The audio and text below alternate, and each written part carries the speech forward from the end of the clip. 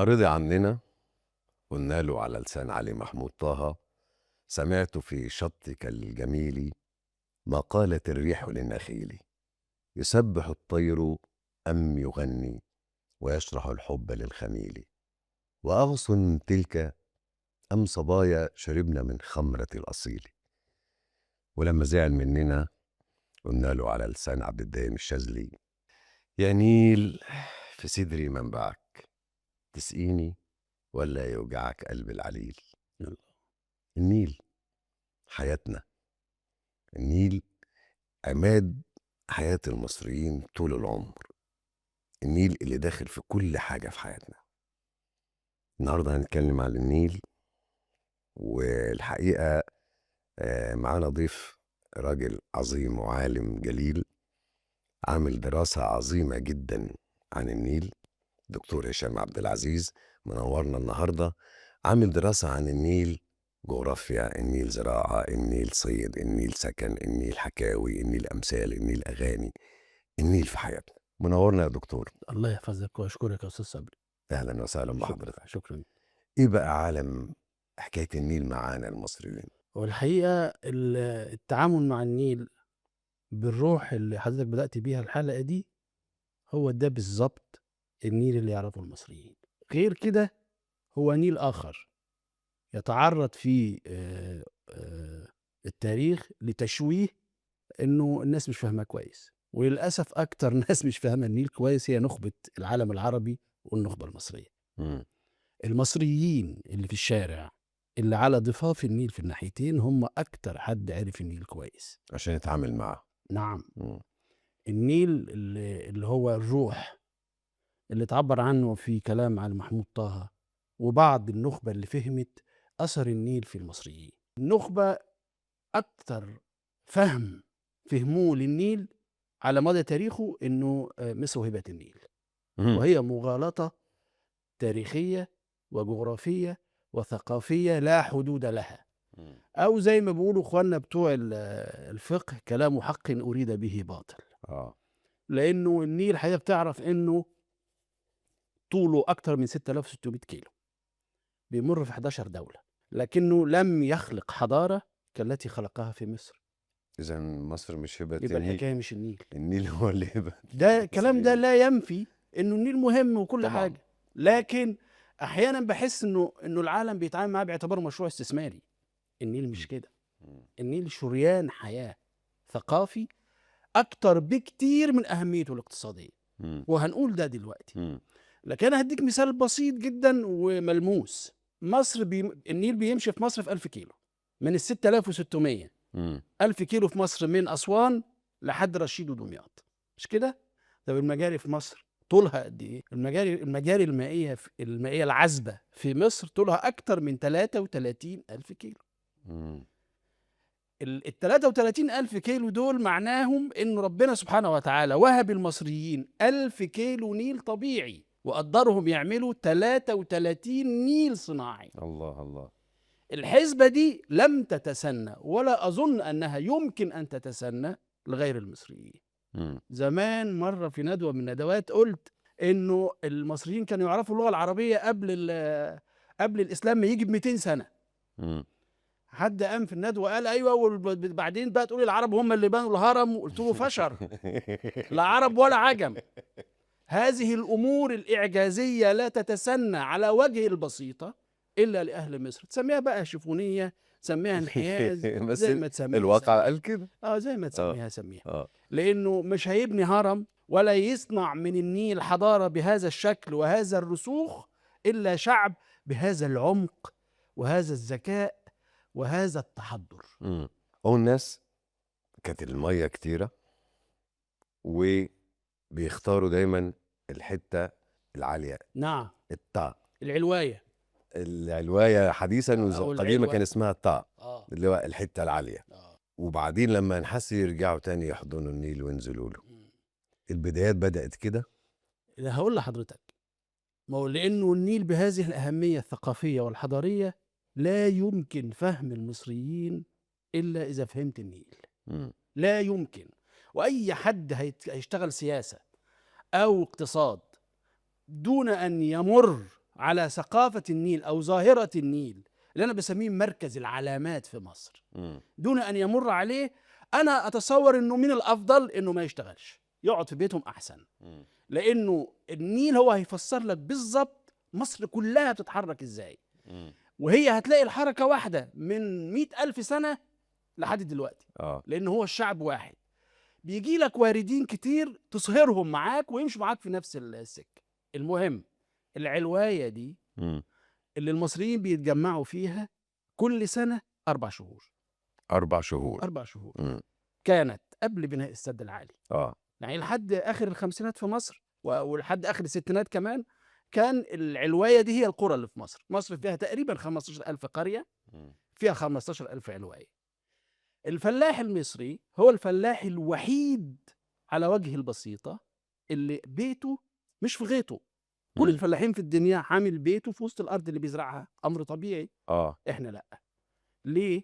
لأنه أنت بتجهز الأرض وتحرثها وتحط فيها البذور وتستنى القادم السعيد كل عام اللي بيكتمل قدومه بداية من آخر يونيو حتى آخر أغسطس.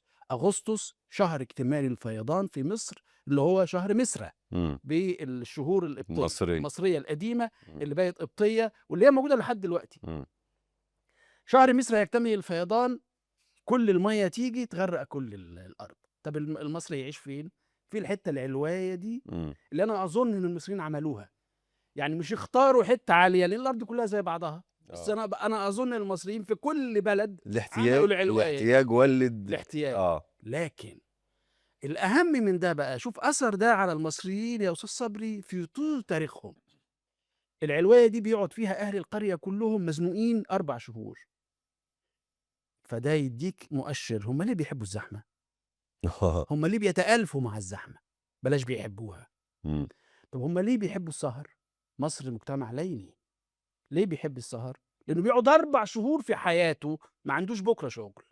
هو خلاص عمل شغله وجهز الأرض والمية جت غمرتها وهو سهران طول الليل، هيصحى براحته بالنهار لأنه ما عندوش شغل. مش هيروح غيطه فين؟ غيطه غرقان مية 4 شهور. فحب السهر والسمر وتآلف مع الزحام.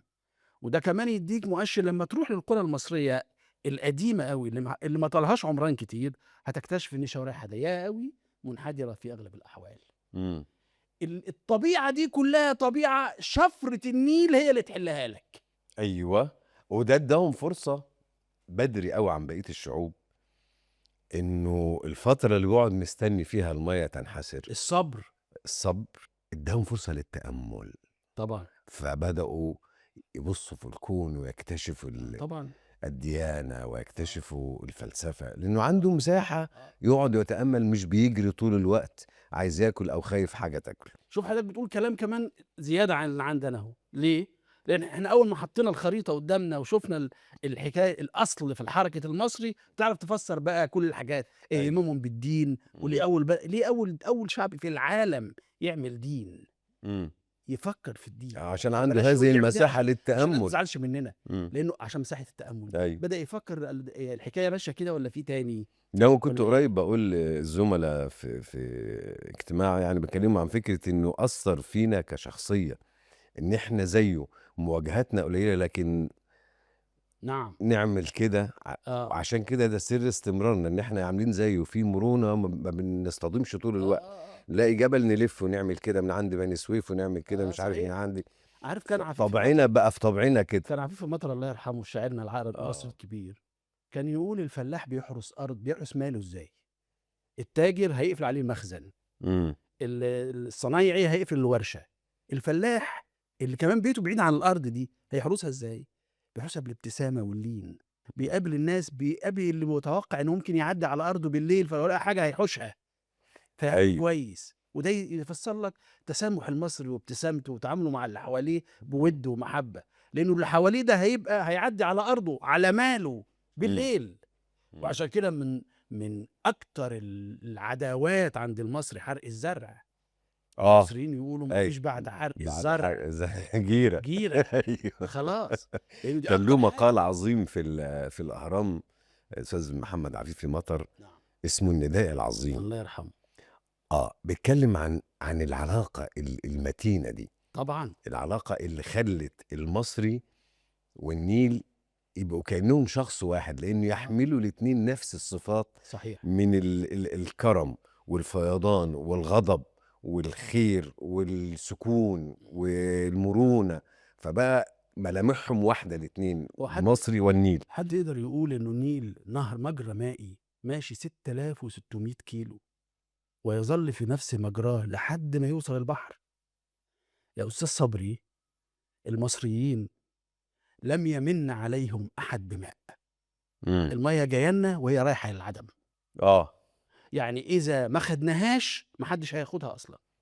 أيوه. إحنا استفدنا بماء النهر في لحظاته الأخيرة قبل موته في الملح، إمم. وعملنا منه 33,000 كيلو مجاري مائية عشان نزرع ونأكل العالم في فترات طويلة جدًا من تاريخه. أيوه، صحيح. لا يمكن أن يتسنى ذلك إلا لشعب بهذا الهدوء وهذه العظمة.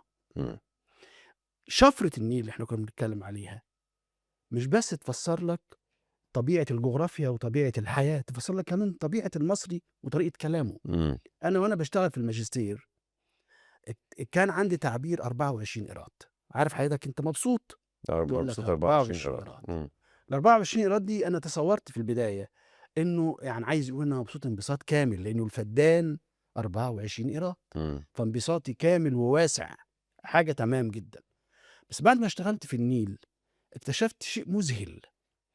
مقياس النيل، المقياس الهاشمي اللي في المانيال، آه. المقياس ده متقسم لأذرع، كل دراع 28 صباع، الصباع اللي هو العرض ده آه.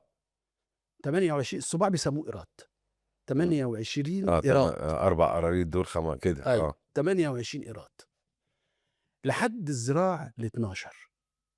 بعد الذراع ال12 ال13 ال14 ال15 ال16 الذراع 24 قيراط. في الأذرع دي أول ما يبدأ المَيّة توصل للأذرع بعد ال12 هيبدأ الوالي اللي بيحكم يقول هيتنفّس، هناخد ضريبة. إمم. ليه؟ لإن المَيّة طالما طلعت كده يبقى هتسقي، آه. كويس؟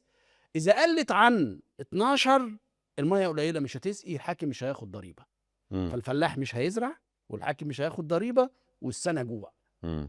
طب إذا زادت عن 16 هتبقى زيادة، الأرض تعطّن، الأوبئة تكتر، برضه مش آه. هياخد ضريبة. آه. المسافة اللي بالأذرع من 13 14 15 بالكتير 16 المَيّة كده مضبوطة هتكفّي إن الفلاح يزرع والحاكم ياخد الضريبة والبلد تاكل وتشرب السنة كلها، لذلك أنت مبسوط 24 قيراط، يعني أنا في المنطقة اللي الدراع فيها 24 قيراط مش 28. إمم. واخد بالك؟ الدراعين 13 و14 المصريين كانوا بيسموهم إيه؟ منكر ونكير. منكر ونكير؟ نكير، ليه منكر ونكير؟ آه. لإن إحنا هنتحاسب في الضريبة على ال13 و14. آه. أيوه. الحاكم هو كمان كان أقدر بيه إنه الأول ما المَيّة توصل اللي هي وفاء النيل، آه. وفاء النيل مش معناها إنه جه كتير، لأ معناها إنه مضبوط. فأنا ليه باحتفل كحاكم بوفاء النيل؟ لإن أنا مش هاعرف ألم الضريبة إلا إذا المَيّة جات بالمضبوط. إمم. فينزل يفتح فم الخليج، المتسولين يرموا نفسهم في فم الخليج ويتناولوا الصدقة في المَيّة، اللي عايز يتصدق يروح حادف لهم الصدقة في المَيّة. في المَيّة وياخدوها من المَيّة، والمصر كلها تتحول لحالة أفراح، لإنه المصر في الحالة دي الفلاح هيزرع، هيخزن أكله، الوالي هيجمع الضريبة، العام تمام، كله هيشرب 24 قيراط. نذكر بالخير بس يا جماعة، أنا آسف للقطع، نذكر بالخير بليغ حمدي، الله يرحمه. المزيكا اللي عملها في لحظة فتح الهويس نعم. هي في ودني والدكتور بيتكلم عن الحاجات دي. ربنا يطول في عمرك. برضه النيل. طبعًا آه. المصري علاقته بالنيل علاقة كاشفة لطبيعة الحضارة دي وطبيعة تأثيرها في المنطقة إمم. وتأثرها كمان بالمنطقة. يعني أنا هاقول لحضرتك على حاجة، جمال حمدان عليه رحمة الله بيكلمنا عن حاجة اسمها الحوف الشرقي لدلتا النيل. الحوف الشرقي الشرقي. اللي هي المنطقة اللي فيها الشرقية، محافظة الشرقية آه. والمحافظات اللي المنطقة هي في دي. شرق الدلتا دي، آه.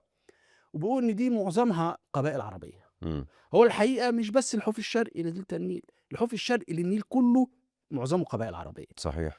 المقريزي بيكلمنا في رسالة مهمة اسمها البيان والإعراب عمن حل بأرض مصر من الأعراب، إمم. وبيعد لنا القبائل العربية اللي جت، ومعظمها بالمناسبة جه في حالات إما الفتح الأول لمصر أو حالات اضطهاد بعد كده في المد الشيعي اللي حصل في الجزيرة العربية ومحاربة العباسيين ليه لما جم بني هلال وبني سليم كلهم نزحوا اتحركوا في مصر. جماعات كبيرة جدا، جم لما أثناء الحكم الفاطمي الشيعي في إمم. مصر سكنوا في الحوف الشرقي لوادي النيل والحوف الشرقي للنيل كله، إمم. مضطهدين من الدولة العباسية. إمم.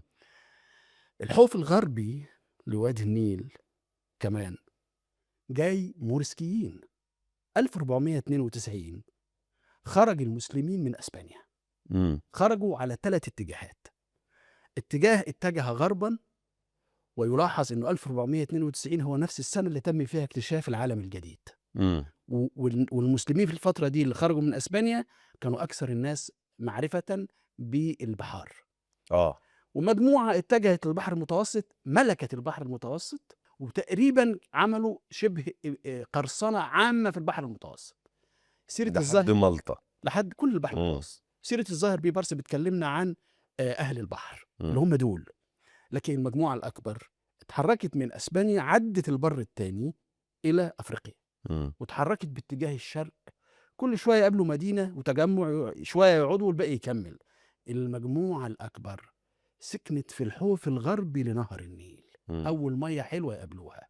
آه. الحوف الغربي لنهر النيل ده هتلاقي فيه إلى الآن قبائل محارب في البحيرة، إمم. موريسكس، أصلهم موريسكيين. قبائل زناتة في بيبة في بني سويف، أصلهم موريسكيين. إمم. خد بالك القبائل دي موجودة في أسبانيا كمان. آه. هتلاقي قرية مريس في الأقصر، هوارة في قنا. قرية مريس في الأقصر إلى الآن إذا دخلت يا أستاذ صبري مريس لن تخطئها عينك إنه هؤلاء البنات أسبان، آه. أجمل نساء الأرض. السلالة واضحة. آه. مريس كانت ميناء، مريس كانت ميناء تجاري. المصريين في أمثالهم اللي لم تعد متداولة إلى الآن، مثل أورادو بوركهارت الراجل المستشرق قال، يقولون احسب حساب المريسي ونجاك طياب من الله. احسب حساب المريسي ونجاك طياب. ايه المريسي؟ إمم. الريح اللي جايه من الجنوب. إمم. النيل اصلا جاي من الجنوب، فالميه ماشيه. لو انت مسافر من الشمال للجنوب رايح مريس، فاحسب حساب المريسي، احسب حساب الريح اللي اللي جاي. جايه من الجنوب من مريس. إمم. اولا حاره، ثانيا هي والطيار عليك، فخد بالك من آه. التأديف والشراع والحاجات. نزل الشراع، لانه الشراع ساعتها هيخليك تيجي ترجع. يسحبك. آه. طب اذا جاك طياب، الطياب هي الريح اللي جايه من الشمال. إمم. اذا جاك طياب بتاعت ربنا بقى. يا ربنا ربنا كرم، راضي عليك بقى. ربنا كرمك. إمم. ما في ملمح في مصر هتحط ايدك فيه وتفكر فيه بتأمل وتأني الا وتكتشف ان النيل هو النيل حاكمه. في شطر. أيوه. النيل هو حاكمه، مركز العلامات. مركز العلامات. إمم. الله ينور عليك، إمم. مركز العلامات. طيب إحنا اتضمينا حوالين النيل وابتدت حياتنا تنمو وتتطور وفي صحبته. ده زاد الأطماع فينا كتير عشان دي أرض الخير. ساعات اللي جاي طمعان وساعات اللي جاي لاجئ، وهيفضل طول عمرها كده، وربنا نعم. يديم خيرها وتفضل كده. نعم. مؤخرا احنا دلوقتي علاقتنا بالنيل فيها مشاكل. مم. فيها مشاكل مبدئية من الفهم، زي ما حضرتك أشرت من شوية إنه بنتعامل معاه بشكل أضيق من قيمته، ومشاكل في التعامل اليومي. بنتعامل معاه بطريقة مؤذية له وبالتالي لنا، لأنه في النهاية ده المجرى بتاع حياتنا. أنا عايز أعرف من حضرتك بدايات السد لما حصل، التغير اللي حصل للنيل نفسه أثره كان عامل إزاي؟ مم. المصريين أول ناس فكروا في السدود، وقد يفاجأ البعض إنه أول شخص فكر يعمل سد عليه هو الحسن بن هيثم. العالم العربي الكبير، كان في زيارة لمصر وكان في عهد الإخشيدي، وقال للخليفة أنا هاقدر أعمل لك سد، لأنه كان في فترات جفاف دايمًا بتيجي أحيانًا، نقعد فترة المَيّة تيجي يا دوب الناس تشرب، ما بتعرفش تزرع، بيحصل مجاعات إلى آخره. فقالوا أنا هاعمل لك سد على النيل، ووعده وعشِّم الإخشيدي جدًا، إمم. والراجل راح أسوان عشان يعمل السد، اكتشف إنه مش هينفع، الطبيعة قاسية جدًا عليه، ما عرفش، وكان كاد الإخشيدي إن هو يقتله، وفي الآخر استسمحه وعفى عنه. لكن فكرة بناء السد طول الوقت المصريين بيفكروا إزاي يستفيدوا من المَيّة. طب إيه بناء السد؟ بناء السد هو تحويل الفرع إلى أصل، ال تحويل الفرع إلى إلى أصل. إلى أصل. أنت المَيّة بتيجي لك وهي رايحة، ميتة خلاص، إمم. فأنت بتحجز شوية مَيّة زيادة، وكأنك أنت المطرة بتمطر عندك، إمم. السنة اللي ما يجيش فيها مطرة بتمطر عندك، فأنت بتحجز مَيّة. إمم. الفكرة بناء السد على المَيّة أصلًا على المجرى فكرة مصرية، إمم. وفي العصر الحديث هم أول حد عمل كده، سد أسوان في آخر القرن ال19 وأول القرن ال20 عملوا سد أسوان، وبعديه بحوالي 50 سنة عملوا السد السد العالي. العالي، آه. اللي هو أكبر مشروع مائي على مجرى مائي في العالم. إمم. وده بالمناسبة يكشف لك إنه المصريين اللي عايشين النهارده هم نفسهم المصريين اللي بنوا الهرم، أيوه. لأنه حتى المجرى السد اللي اتعمل على المجرى ده سد صعب جدًا إنه يتعمل، وفي منطقة وفي منطقة قاسية. إمم. بالضبط كده. المهم إنه أنت بتحجز مَيّة عشان تستفيد منها طول السنة، ده نمرة 1، نمرة 2 عشان تستفيد منها في سنوات الجفاف الممتد، اللي إمم. هي كل فترة بيحصل 9 سنين عجاف. جفاف، إمم. المطرة بتبقى قليلة جدًا، ودي عدِّت على مصر بالمناسبة في سنوات فاتت بعد بناء السد، وربنا كرمنا إنه السد حمى مصر من هذا إمم. الجفاف. المصريين مش بس بنوا سدود في مصر، ده ساعدوا في بناء سدود في دول الحوض، وساعدوا في بناء قنوات في دول الحوض، وده يؤكد لك إنه فكرة أنت بعض الدول تقول لك إنه النيل بتاعها، دول ناس بيهزروا. طب أنت شيل كل بلاويه بقى، ما هو ده له النيل ده إمم. له كمان side effect، أيوه. لمّا ييجي عنيف ويهد لي بلدي، أنت هتدّيني تعويض؟ أنا باساعدك، إمم. أنا باخلّيك تستفيد منه استفادة قصوى. إمم. وده يرجّعنا يا أستاذ صبري لفكرة أنا طارحها في المعجم، فكرة اتحاد النيل. إمم. 11 دولة اللي في حوض النيل تقدر تغيّر وجه الكرة الأرضية في ظرف سنوات قليلة، إذا عملت اتحاد النيل. إمم. يتعمل إزاي ده سياسيًا؟ مش عارف، إمم. بس هو له مليون طريقة. وأنا رأيي إنه مصر بحكم ثقلها هي اللي المفروض تتحمل هذا العبء وتقنع بقية دول الحوض بيه. طبعًا أنا عارف إنه في ضغط ضخم على دول الحوض إنه ما حدش يعني آه. لأنه لو مشوا مع مصر في السكة دي تأكد إنه شكل النظام العالمي سيتغير صحيح، فورًا. عشان كده يفضلوا طول الوقت مصرين إنه يبقى نعم. ما فيش تجمُّع على حوض النيل. حوض النيل ده يا أستاذ صبري لما أقول لك ملاحظاته العامة مرعبة، 9 مليون كيلومتر مربع، وهذه مساحة لا تتسنى إلا لعدد قليل جدًا من دول العالم، إمم. أمريكا وروسيا والصين وأستراليا وكندا تقريبًا. إمم. 500 مليون مواطن، 60% منهم شباب، وهذا عدد من السكان لا يتسنى بهذه القيمة وهذه النسبة من الشباب تقريبًا لحد في أي دولة من دول العالم. إمم. رغبة في الحياة ورغبة في العمل وقدرة عليه لسكان المنطقة دي. 1200 مليار متر مكعب مَيّة بينزلوا عليها من السما على المنطقة دي كل سنة. ال11 دولة بيستهلكوا منها ما لا يزيد عن 20% منها، والباقي يا بيروح البحر، يا بيتبخر، يا بيروح في المستنقعات. إمم. تخيل إنه دول زائد خط سكة حديد القاهرة كيب تاون اللي معمول أصلًا مش لسه هيتعمل. المصريين دلوقتي أنا وصلني معلومات الفترة الأخيرة إنه الدولة المصرية بتوصّل القاهرة كيب تاون، ده خط سكة حديد قديم في اتفصل. 84 كيلو اتعملوا مؤخرًا، صحيح. وفي أوغندا أو حد في السكة برضه عمل بتاع 100 وكذا كيلو. هو هيتوصّل لإنه أصلًا كان موجود الخط ده، إمم. بس الخط ده معناه إنه صانع الفخار أو الخوص في أوغندا يقدر يوصّل منتجه لأوروبا في يومين بالقطر بأرخص سعر ممكن. أيوه. كتير جدًا من مواصفات دول النيل دي لو اتعمل إنه بيبصوا على 1000 كيلومتر على المتوسط، حوالي 4000 كيلو متر على البحر الأحمر والمحيط الهندي، أيوه. يعني مالك العالم الجديد صحيح. والعالم القديم. صحيح. يعني اتحاد لا يمكن يتم تغافله. إمم. في كتير ضد الحكاية دي، طبعًا في كتير، لكن إن شاء الله هيحصل، يا رب. إن شاء الله. أتمنى. طب أسأل حضرتك عن حكاوي المصريين مع النيل. آه.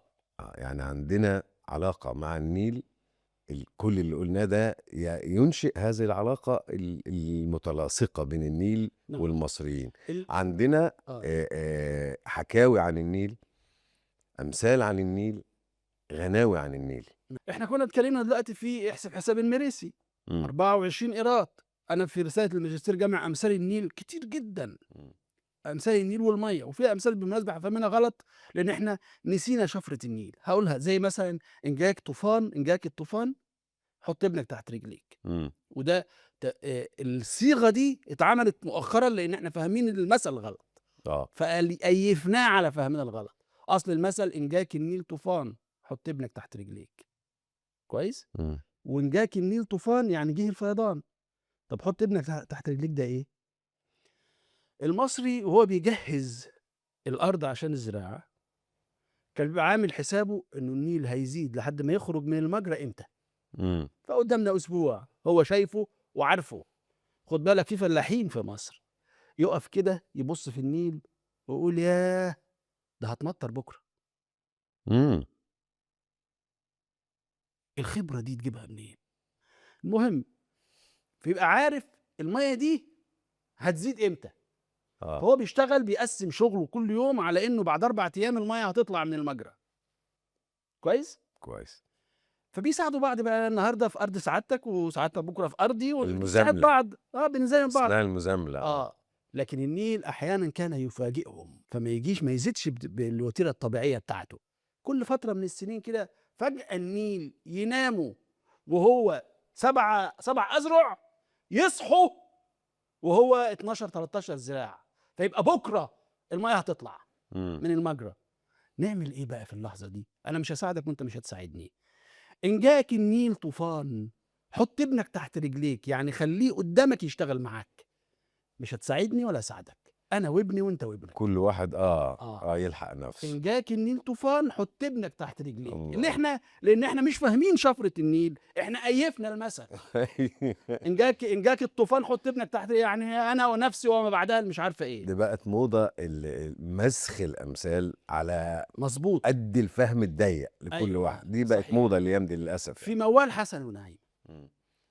بالمناسبة النيل المصريين بيسموه بحر.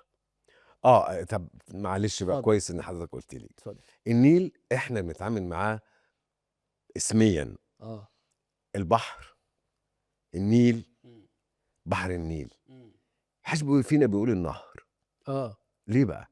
أولًا لإنه بحر، هو كلمة نهر كلمة صغيرة عليه الحقيقة. إمم. وأنا في حدود علمي في العصر الحديث أول ناس رصدوا إن المصريين بيسموه بحر كانت دايرة المعارف البريطانية. أنا شُفت نسخة سنة 23 1923.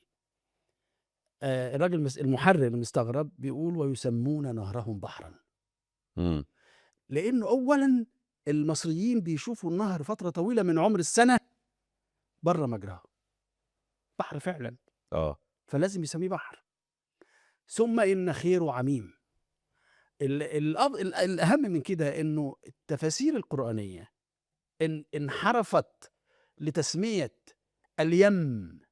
قالت إنه اليم في القرآن هو النهر طبقًا لتعريف المصريين، لأن أم موسى رمته في اليم، يبقى اليم ده هو نهر النيل، يبقى البحر عذبًا كان أو مالحًا. المعاجم العربية والتفاسير يقولوا كده: اليم هو البحر آه. عذبًا كان أو مالحًا. عمموا استنادًا لمفهوم المصريين. المصريين عن النيل. إمم. المهم التسمية دي كلها لمّا تروح الأمثال وتروح للغة المصريين بيسموه البحر. إمم. بس عندهم بقى، ودي التفصيلة الأهم، عندهم فرق بين البحر والبحر الكبير. البحر هو الترعة الكبيرة بس مش المجرى الرئيسي. إمم. البحر الكبير هو مجرى النيل. مجرى النيل نفسه. والتسمية دي هم مش خالفينها اعتباطًا، لأ، لإنه في أمور تصح في المجاري في الترع والريايح لا تصح في البحر الكبير، وفي حاجات تصح في البحر الكبير لا تصح في الترعة. مثلا إذا حد قتل مش هيرميه في ترعة، لأن الترعة مش هتودي القتيل بعيد، إمم. هيرميه في البحر الكبير. وفي موال حسن ونعيمة، حسن اتقتل، قتلوا أخو نعيمة وابن عمها ورموه فين؟ الموال عند محمد طه. محمد طه له رواية جامعها لموال حسن ونعيمة، إمم. والدكتور أحمد مرسي جامع رواية الحسن ونعيمة، وأنا جامع رواية الحسن ونعيمة. التلاتة فيهم البحر الكبير، إمم. إنه رموا جثة حسن في البحر الكبير. فضلت ماشية 3 أيام بصيغة الروايات، لما للدفان حن ال3 أيام دي مش في الترعة، ده لازم البحر كبير. إمم. جت قصاد بلدهم وهي للدفان حنت، مشيت منين لفين؟ محافظات، وهي للدفان حنت. جت بنت عمه اللي من دمه عليه حنت وشالت الطين ورجعت على البلد حلت. إمم. وجت العجوزة يا عيني اللي الزمان كدها، أم حسن 25 سنة قطعت ضنا كدها، شافت ولدها لبن ضلوعها من لبن حنت. الله، الله، الله. البحر الكبير هو المجرى مجرى النيل الرئيسي. فعندهم تفريق هم عارفينه كويس. إمم. ولما نلاقي حاجة مختلفة ما ينفعش نستسهل. هو عنده مثلا أيام الفيضان وأيام النيل، وعنده التحاريق. يا أخي شوف العظمة بتاع الشعب ده. التحاريق هي فترة الجفاف. إمم. النهر بيقعد من شهر 8 لحد نوفمبر، من 7 كمان لحد نوفمبر الدنيا غرقانة، ده فترة الفيضان. بعدها فترة الحصاد، المصريين بيحصدوا، اللي هي من نوفمبر وانت جاي 4 شهور كمان. فترة الحصاد دي بيحصل فيها جواز، بيجوزوا عيالهم، بيبنوا بيوتهم، كل الحاجات بقى، إمم. لأنه خلاص حصدوا بيبيع. وبعدين فترة المية تقل، اللي بتبقى ما بين 4 و7 أذرع في مقياس الهاشمي، في مقياس المانيال. التحاريق دي كارثة، مفيش مية، المية قلت، كارثة عند كل دول الحوض إلا عند مصر. تعرف إن فترة التحاريق دي أعظم فترات السنة عند المصريين. في فترة التحاريق بنى المصريون الهواويس. في فترة إمم. التحاريق حفروا الترع والريايح 33,000 كيلو. إمم. في فترة ده بحر يوسف مفحوت في فترة التحاريق. الإبراهيمية، المحمودية، كل دي فترة تحاريق. يعني المصريين حوّلوا لحظة غياب النيل إلى لحظة إنجاز وعمل. لحظة إنجاز إنه يعملوا فروع نعم. كتير وصلت لو 33,000. والقناطر والهواويس والسدود كل ده اتعمل فترة تحاريق. لم ينتبه لأهمية الفقد إلا المصري، إنه أنا ما عنديش مية بس عندي وقت وعندي مساحة إن أعمل حاجة أستفيد أكتر من المية لما قبل تيجي. المَيّة ما تيجي تغمرني نعم. وأنا في الناشف كده نعم. ألحق أشتغل. نعم. ولذلك الاهتمام المصري بالنيل هتلاقيه منعكس بقى في كل حاجة، في عاداته، في معتقداته، في الكائنات الغيبية اللي حواليه. هو النيل مركز العلامات. لما تيجي تقول لي بقى ان انا هنمي البلد دي وانا مش عارف النيل، هتنميه ازاي؟ تيجي عند مركز العلامات اللي هيفسر لك كل المجالات بعد كده. ارجع بقى لجملة حضرتك ان احنا خانقينه. لا، هو كده غلط. لانه النيل ده، انا مرة في راوي من الرواه في جزيرة الدهب، كنت اسمه الحاج عبد الحميد، حاجة و70 سنة، بدردش معاه. وبعدين بقول له يا حاج عبد الحميد، كان قاعد في الغيط بتاعه، الغيط على النيل، بقول له يا حاج عبد الحميد انت بتتوضى منين لما تيجي تصلي؟ انا عارف بتتوضى من النهر. قال لي من النيل. قلت له طب انا اسف يا حاج، النيل ده في ناس بتقضي فيه حاجتها، تتوضى؟ قال لي اه. قلت له ده ازاي؟ قال لي يا ابني النيل ملك، هو في ملك بيتنجس؟ الله الله ايه الجمال ده. النيل ملك وفي ملك هو في ملك بيتنجس؟ بيتنجس؟ صحيح، ميته جارية تتنجس ازاي؟ شفاء المريض العليل من مرضه، المصريين ربطوه احيانا بحاجه اسمها نوم النيل. نوم النيل دي انا سجلت مع حد في الصف مره، مركز الصف جنوب الجيزه، اسف يا ربي، اطفيح. قالوا لي، كلموني عن نوم النيل، قالوا النيل بينام كل سنه دقيقه. بينام كل سنه دقيقه وقد تقل. في الدقيقه دي حسب الاخ اللي كان بيحكي لي بقى، الاخ اللي كان بيحكي لي على العظمه، هو بيحكي والاستمتاع، وما كانش عجوز. يا وعده يا استاذ اللي يشرب من النيل وهو نايم، يا وعده. قلت له ايه يحصل يا حاج؟ اللي يحصل كنا في بلد اسمها صول. قال لي ده احنا عندنا هنا الحاج عبد الفتاح صول الله يرحمه شرب من النيل مره وهو نايم. عارف عبد الفتاح صول ده يا استاذ؟ قلت له لا ما اعرفوش. قال لي ده كان عديم الصحه خالص، لدرجه كان بيطلع مع العمال يشغلوه معاهم يعمل لهم شاي، وهو بيعمل شاي كمان مش قادر، كانت اخته كانت تروح معاه تساعده، رايح يملى ميه عشان يعمل شاي للعمال من النيل. فكان عطشان، صادف النيل كان نايم، شرب. عارف كان بيمسح العمله كده بايده يا استاذ، كان بيمسك الزلط يفركه يبقى تراب. ده اتخانق مره في سوق رود الفرج كسره. شوف، ايوه. يحدثك وهذا الاعتقاد في النيل وامكاناته لا يرتبط لا بجيل ولا بزمن. لا.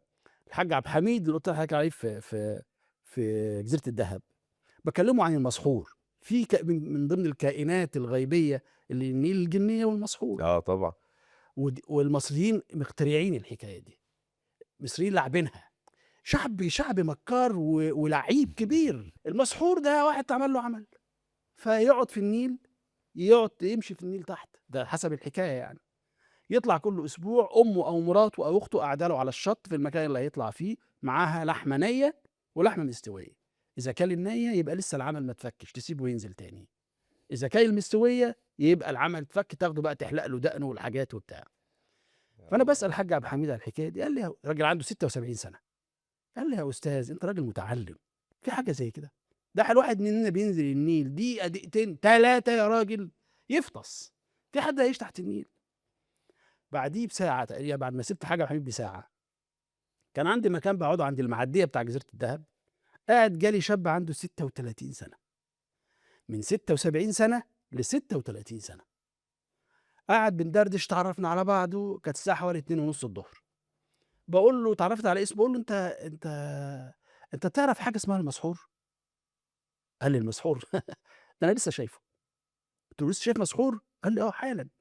قلت له فين؟ قال لي كان على المركب ده، ايه مركب قديمه كده كبيره، نط في الميه. قلت له شفته بينط في الميه؟ قال لي لقيت حاجه بتنط في الميه، وايه اللي هينط في الميه دلوقتي الساعه 2 الظهر الا المسحور؟ لما ترجع بقى، المصريين اخترعوا حكايه الجنيه والمسحور ليه؟ الجنيه والمسحور بيظهروا في لحظات القيلوله. الاب والام او اولياء الامور عموما في اللحظات دي بيناموا. طب الاطفال يروحوا فين؟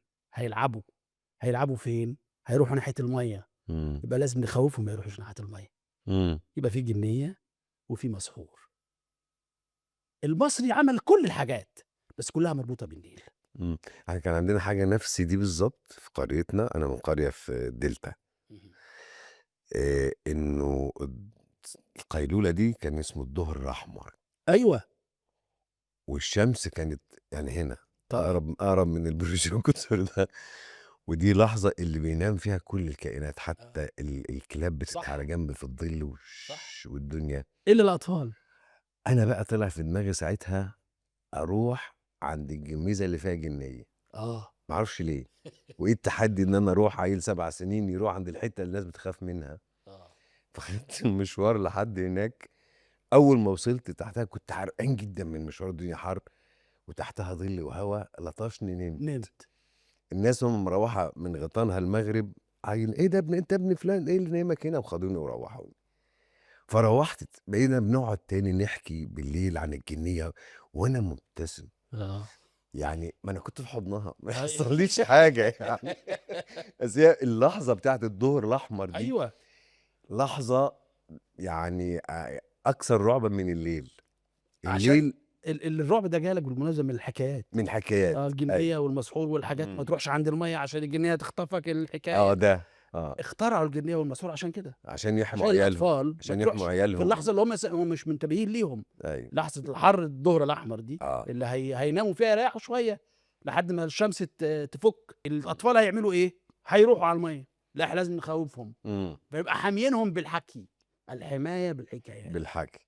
طب الاحتفال بتاع النيل فاض عوف الله، زاد على البلاد عوف الله، وهل جبر الخواطر عوف الله.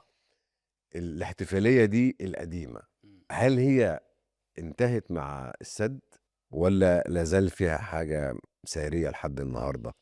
الدراسات الثقافات الشعبية عمومًا يا أستاذ صبري ما بتموتش. امم طبعًا بنفس الشكل القديم. أنا حققت مخطوط في حاجة اسمها ليلة الجبر. ليلة الجبر دي اللي هي الليلة دي النيل بدأ يزيد، فربنا جبر بخاطرنا يعني. امم المنادي زي المسحّراتي كده كان بيعدّي في شوارع المدن بالذات القاهرة ويقول عوف الله، معاه واحد بيرُد عليه، امم عوف الله، وحل جبر الخاطر عوف الله، امم وينادي على البيوت بأسماء البنات امم وأسماء الولاد، بس كان بيركّزوا على البنات لإنه عشان يعملوا إعلان ضمني إنه في هنا عروسة. عروسة آه، عشان بعد الفيضان طبعًا. هنتجوز. والستات الأمهات الكبار بقى يدّوا، كانوا بيدّوا له فلوس. امم بس هو كمان الفكرة فين؟ الفكرة إنه المَيّة جات، امم فكل الناس تتشجّع وتدّي فلوس. ما الخير جاي خلاص. فضامن. نمرة 2، المَيّة جات، فالاحتفال ده في احتفال جاي، إحنا بنعلن عن احتفال. امم وأسعد الناس بمجيء الماء هو السلطان، اللي كان بينزل في احتفال مهيب من امم القلعة لفم الخليج، امم في احتفال سنوي مهيب، لأنه خلاص ده البلد إحنا ضمنّا استقرار سياسي واقتصادي واجتماعي سنة كاملة وأحيانًا أكتر. امم لأنه ممكن تيجي، وبالمناسبة الدراع اللي بيتقاس بيه في المقياس كان بيحدد نسبة الضريبة، مش بس في ضريبة والّا لأ، ده نسبة الضريبة كمان. اه يعني إذا جه 14 دراع هناخد ضريبة، بس مش هناخدها زي ما يكون 15. طب لو جه 18 مش هناخد، للأسف مش هناخد ضريبة، لأنه المَيّة دي هتبوظ. غَرْ أكتر. امم بس في بعض المناطق ممكن ناخد ضريبة. ليه؟ لأنه ده كان بيسموه الربط، إحنا هنربط الضريبة السنة دي. وعلى فكرة مصطلح الربط المالي، من الربط هنا. الضريبي من هنا، امم واللي موجود لحد دلوقتي. لأنه هنربط الضريبة في المنطقة الفلانية حسب ما المَيّة بتروح، لأنه الضفتين بتوع النيل مش كلّهم بمستوى واحد، كان في أحيانًا بمنطقة عالية، لمّا المَيّة توصل لحد 16 دراع هناخد ضريبة، بس هناخد أكتر، امم لأنها هتروح لمكان أكتر، لأماكن أكتر، وكان دي بيحيدها ناس محددين. المهم إن الاحتفال ده بيعلن إن الحياة مستقرة فادّوني، امم وكمان بنعلن إن البلد مستقرة وإن في احتفال هيحصل خلاص اللي هو احتفال الوفاء. بيسبق احتفال الوفاء بمجموعة من الطقوس. الشيوخ بيقعدوا في جامع المقياس، كان في جامع المقياس جنب مقياس الروضة، امم يقعدوا يقروا البخاري وي يقعدوا يقروا البخاري والقرآن وكتب الحديث احتفالًا باستقرار النهر. امم طب أسأل حضرتك بقى، احنا ايه مطلوب مننا عشان نحفظ العلاقة دي دلوقتي؟ النيل له حرم، حرام. بس إحنا هنحافظ على حرم. للأسف أنا عندي تصوُّر إنه مع احترامي الشديد للفترة الناصرية، ومصر بتقوم وتتكعبل كل شوية، وده طبيعي في دول تقيلة زي عندنا، وهو بنى السد، ومن أهم إنجازات الفترة الناصرية بناء السد. لكن باتصوّر إنه كان من الضروري إنه ما لم يُبنى قبل عبد الناصر ما كان يجب قبل السد، ما كان يجب أن يُبنى. خنقناه جينا خنقنا عليه النهر. كتير جدا، يعني انا اعتقد على الاقل كان يبقى فيه كيلو شمال وكيلو يمين. الحرم، يبقى له حرم حرم. النهر ما عادش فيه هذا الحرم. للأسف. للاسف. حكاية الحرم دي إذا قدرنا، وما أعرفش الدولة تعملها إزاي، بس الدولة المصرية بس تقدر ازاي تعمل كل هتشيل حاجة، كل على الأقل تمنع نمنع الجديد. ما هو قائم. اه لأنه على فكرة مش كل اللي على النيل مباني بس، في على النيل أندية وفي يعني اه إذا قدرنا نحافظ على مساحة من الأرض النيل بيتنفّس تراب مش هوا، امم إذا ادّيت له مساحة من الأرض حواليه ما حدش يقرّب منها، هتحافظ على علاقة المصريين بيه. امم المصريين في ناس كتير جدًا في مصر ما تعرفش شكل النيل، للاسف. لإنه الحدود في أماكن كتير مقفولة على النهر، والنيل رؤيته شِفا، اه رؤيته ثقافة. المصريين بيعملوا كده. طبعًا، طبعًا. المصريين المبتهج بيروح يتفسح في النيل، والحزين بيروح. والحزين بيروح نعم، يفضفض ويفضي قلبه على النيل، نعم، نعم. والحبيب بيروح يحب على واللي النيل، عايز يقرا بيقرا على واللي النيل، عايز إحنا يقرا كُلّه واللي عايز بنصلّي على يصطاد النيل. على النيل. يعني النيل داخل في كل حياتنا طبعًا، يعني. طبعًا ما فيش مم. كلام، ما فيش كلام. فإذا ادّينا له مساحة يتنفّس هيبقى كويس جدًا. غير الحرم يا دكتور. طبعًا في حاجات أصلًا الدولة عاملاها، آه. وفي حاجات بتبقى مرتبطة دايمًا ب وعي الناس، إمم. إن إحنا ما نتعاملش معاه باعتباره مَكَب نفايات، إمم. ونشوف حكاية المصانع اللي بتصُب فيه، آه، ده مهم دي جدًا، كارثة، جدًا. دي إمم. كارثة. لكن كمان الأهم إن إحنا نتعامل معاه كلنا ليس باعتباره مشروعًا استثماريًا. إمم. النيل مركز العلامات على المواطن إنه يحترمه، وأنا رأيي إن المواطن بيحترمه، المواطن اللي بيتعامل معاه مباشرةً بيحترمه، إمم. لكن كمان على الدولة بقى إنها توثّق النيل. يعني أنا قعدت 15 سنة أشتغل على مُعجم النيل غير رسالة الماجستير، أستاذتنا نعمات فؤاد الله يرحمها قابلتها في 2003، هي عاملة سنة 69 كتاب، الماجستير بتاعها برضه زي حالاتي في النيل، إمم. فقُلت لها كانت هي في آخر الماجستير قايلة أنا نفسها تعمل مُعجم النيل، فقُلت لها: "يا أستاذتنا حضرتِك كنتِ بتقولي في آخر الماجستير هتعملي مُعجم النيل، عملتيه؟" كنت أنا لسه بابدأ في مُعجم النيل، قالت لي: "والله يا ابني شغلتني الشواغل." إمم. قُلت لها: "طَب أنا بافكّر أعمله." قالت لي: "يا ريت، يا ريت اعمله." من 2003 وأنا باقوم وأقع وتشغلني الشواغل برضه، إمم. لحد فترة قريبة ما عزمت إن لازم أخلّصه، وطلّعت الطبعة الأولى من مُعجم النيل. مُعجم النيل. إمم. في رأيي إنه من أضخم الأعمال الخاصة المُعجمية الخاصة بالنيل في تاريخ الحضارة العربية. دكتور، إحنا يعني نشكر لحضرتك إخلاصك لعلمك، نشكر لحضرتك اهتمامك بمركز العلامات في حياة المصريين النيل، نشكر حضرتك على الجهد العظيم اللي عملته وطلّعت لنا مُعجم النيل اللي أتمنى إنه يوزّع في المدارس، يا علشان ريت. كل الشعب وكل الجيل الجديد يمتلك شفرة النيل، لإن لمّا تمتلك شفرة النيل هتعرف المصريين وتعرف تعاملهم إزاي. شكرًا دكتور هشام عبد العزيز، وشكرًا لحضراتكم، وصباح النيل.